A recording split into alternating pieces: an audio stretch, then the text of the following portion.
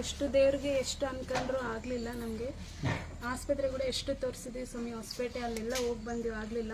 ಅಮ್ಮನವ್ರನ್ನ ಯೂಟ್ಯೂಬ್ದಲ್ಲಿ ನೋಡಿ ನಿಮ್ದು ಫಾಲೋ ಮಾಡಿ ಲೈಕ್ ಮಾಡಿ ಆಮೇಲೆ ಇಲ್ಲಿ ಅನ್ಕೊಂಡು ಬಂದ್ವಿ. ಈ ಕಡೆ ದೇವಸ್ಥಾನ ಇತ್ತು, ಅಮ್ಮನವ್ರ ಮುಂದೆ 2 ಕಣ್ಣೀರ್ ಹಾಕಿ ಅನ್ಕೊಂಡೆ ದೇವ್ರ ನನಗೆ ಪ್ರಸಾದ ಕೊಟ್ಟು.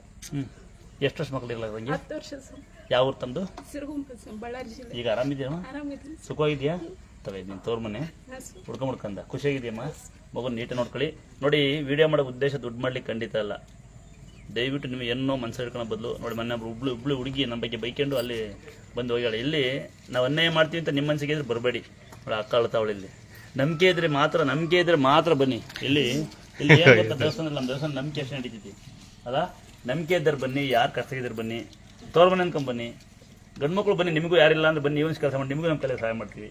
ಎಲ್ಲರೂ ಮಕ್ಕಳಾಗಲ್ಲ ಬಂದ್ರೆ ನೀನು ಕೊಟ್ಟಿಳು ಅಂತಂದ್ರೆ ಸ್ವಾಮಿ, ಅಮ್ಮನವ್ರ ಸಲ 3 ತಿಂಗಳು ಬಂದೋದೆ ಸ್ವಾಮಿ. ಈಗ ನನ್ನ ಸ್ವಾಮಿ ಅಂತಿದ್ಯಾ, ಅಣ್ಣ ಅಂತ ಇಲಾಖೆ ಅಣ್ಣ ಅನ್ಸುತ್ತೆ. ತೋರ್ ಮನೆಲ್ಲಪ್ಪ ತಲೆ ಕೆಸಬಿಡ ತಂಗಿವ, ನಾಯಿ ಬಗಳಿದ್ ದೇವಳ ಕಾಳಾಗಲ್ಲ. ನಮ್ಮ ಪಾಪ ಕೂಡ ಆರಾಮಿದ್ದಿಲ್ಲ ಸ್ವಾಮಿ. 10 ದಿನ ಅಡ್ಮಿಂಟ್ ಆಗಿದ್ರು ಹಾಸ್ಪಿಟ್ಲಲ್ಲಿ. ಏನೋ ಕಿಡ್ನಿ ಬಾವಿ ಅಂತ ಹೇಳಿದ್ರು.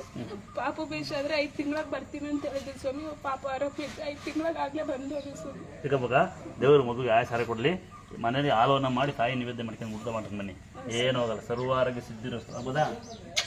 ಹೋಗಪ್ಪ. ಆ ಸ್ವಾಮಿನ ಬದಲು ಅಣ್ಣ ಅನ್ನು ಆಸ್ತಿ ಕೇಳ್ಬೇಡ, ಬರುವ ನಾನು ನಡಿ ಅಲ್ವಾ. ಅವಳೆಲ್ಲ ಕಣ್ಣೀರು ಹಾಕ್ತಾರಲ್ಲ ಮರಿ, ಅವ್ರು ನೋಡೋ ಸರಿ ದೇವಸ್ಥಾನ ಹೆಂಗಾಗ್ಬಿಟ್ಟಿದೆ ಹೇಳ. ಎಷ್ಟೋ ಜನಕ್ಕೆ ತೋಲ್ಮನೆ ಆಗ್ಬಿಟ್ಟಿದೆ ನನ್ನ ದೇವಸ್ಥಾನ ಅಲ್ವಾ. ಹಿಂಗೆ ನಾವು ಕೊಟ್ಬಿಡೋದೆ, ಏನಿದ್ರು ಕೊಡ್ತೀವಿ ನಾವು. ಈ ಕೇಳಲ್ಲ, ಅಕ್ಕಿ ತುಂಬದೆ